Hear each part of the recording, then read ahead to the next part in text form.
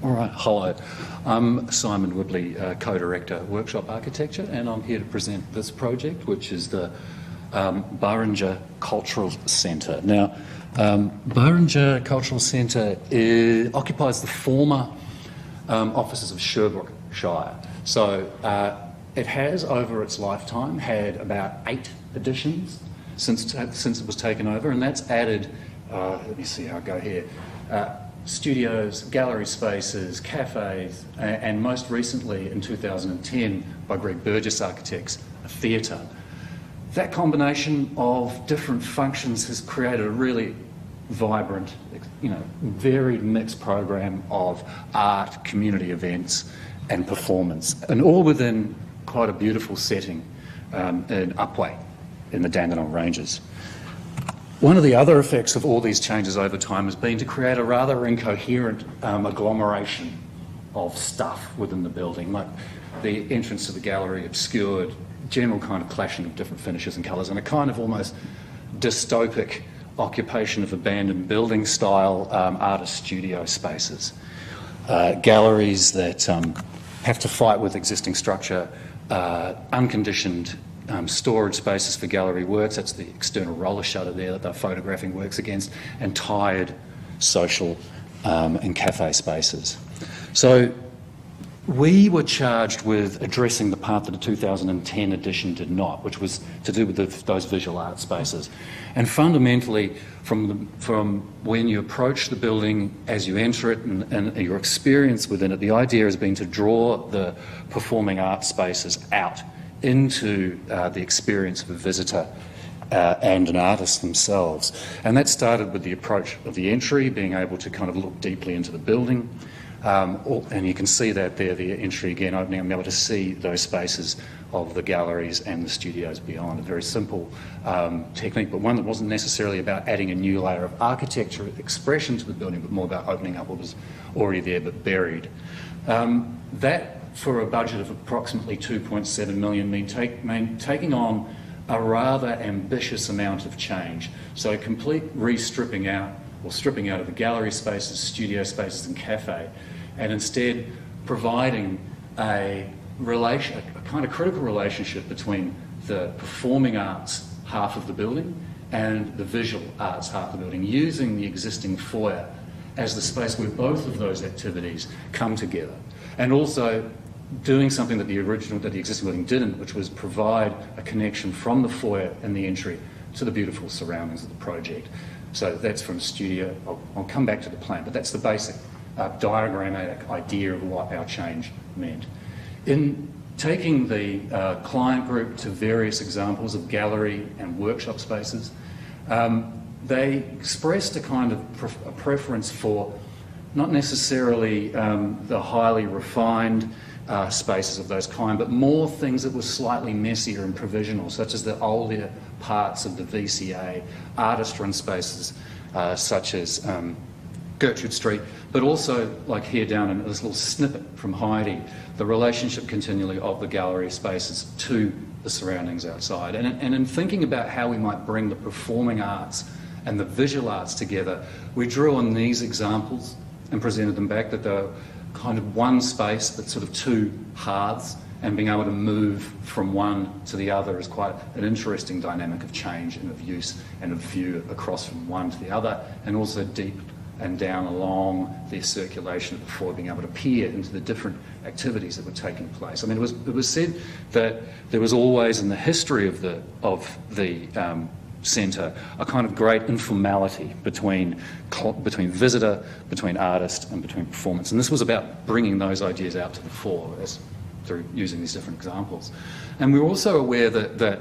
we were also adding it to a building that was still a theatre. So in the architectural elements that we were provided in common, such as the entry, we kind of drew upon things like the black box of the theatre and these sort of theatrical cinematic moments of accentuated forms such as the Night of the Hunter, and there's reference to that in the way in which you enter the building. So to talk to the plan here, and really the idea of the circulation to the project, and my red dot has disappeared, which is really quite unfortunate. Starts with a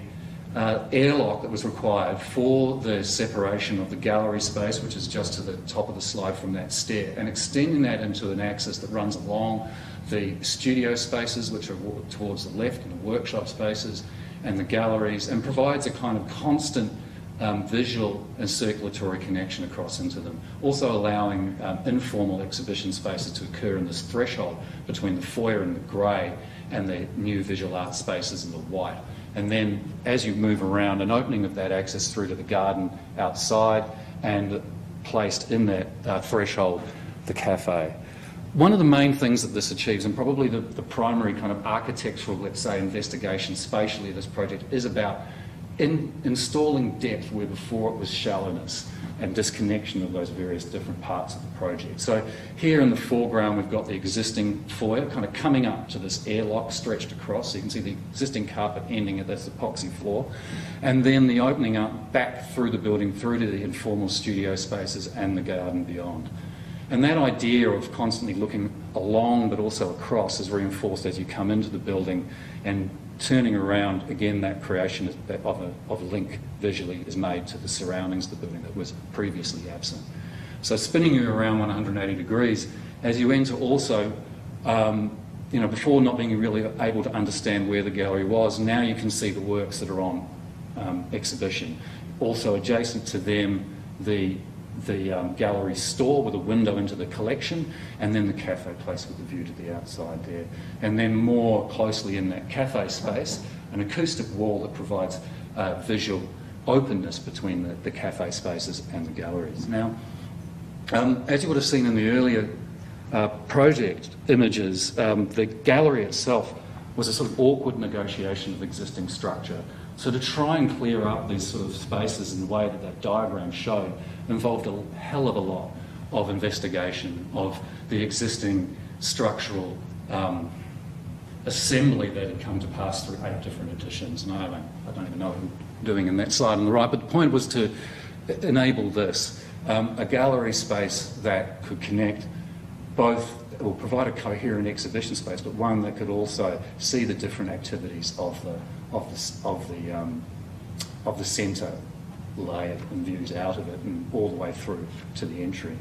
And also make use of some of the architectural elements of the existing building, which were previously sort of obscured by the way it was sort of making do, such as the sort of double height space that enables, larger works to be shown. And the one thing to mention here also is that the existing building being such a sort of undependable enclosure for the mechanical services to provide gallery-grade air conditioning, that it was effectively trying to provide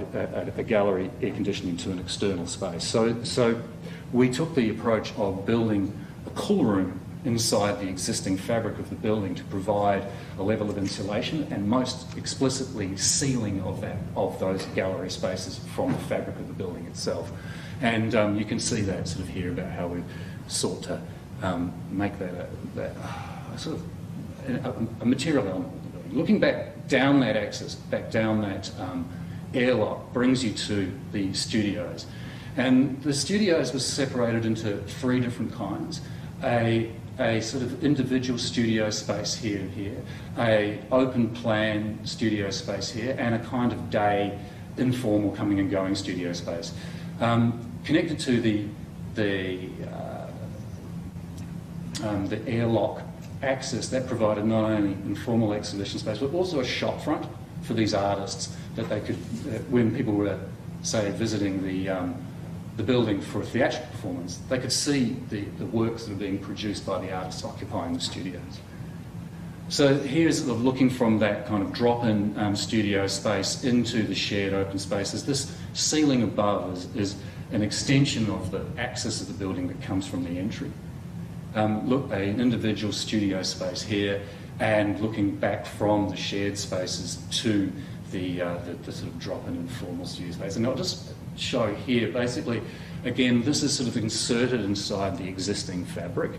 and the existing roof and insulation just simply painted out in black, but the opportunity here for light to be drawn through using the existing clear stories provides an additional modelling of natural light to the studio spaces. I mentioned earlier about not wanting to add another layer to a building that had already had expressions of 8 and 9, and ours being the 9th, different goes at it. And the inheritance of that was a very, very broad array of colours and materials and finishes and so forth that we didn't really want to further add to, and so instead tried to provide something that was more to do with texture and tone, and that the only colour that we would bring was this sort of filtering in of the greens of the landscape into the building, so that kind of, as much as trying to sort of draw the activities out, we were also trying to draw the context of the project back inside. What this does, I think, is provide a coherence to a project where no coherence actually exists. As a building that's made up of an agglomeration of different additions over time, that this is existing, and these are the two new parts. I think one of the achievements we made was a sort of level of continuity across the spaces of the building that didn't previously exist. And that by drawing back on the additional layers of colour and material, it allows the colours and the materials of how the building is occupied to come to the fore, and to effectively create a radical change for the building by using what was already there.